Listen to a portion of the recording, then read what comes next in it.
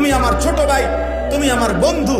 তুমি যদি পবিত্র মার মুসলমান মায়ের বুকের দুধ খাইয়া থাকো, তোমার রক্তে যদি ইসলামের এক ফোঁটা থাকে, তুমি যদি কালেমায় বিশ্বাসী হও, তুমি যদি নিজেকে মুসলমান মনে করো, বন্ধু আমার, আমি অনুরোধ করলাম, তোমরা যারা চুল, এই এলোমেলো চুল, আল্লাহর দোহাই, আল্লাহর দোহাই, তোমরা এই চুল সমান করে, চতুর্দিক থেকে সমান করে কাইটা, তোমরা এই এলোমেলো চুল ছেড়ে ফেলো, এই চুল কাইটা ফেলো।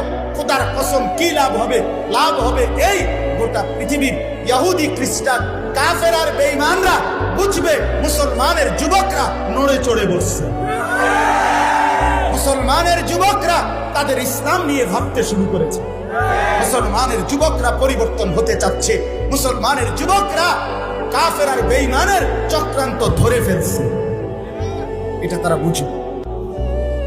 আমি এই জন্য অনুরোধ করছি ভাইয়া,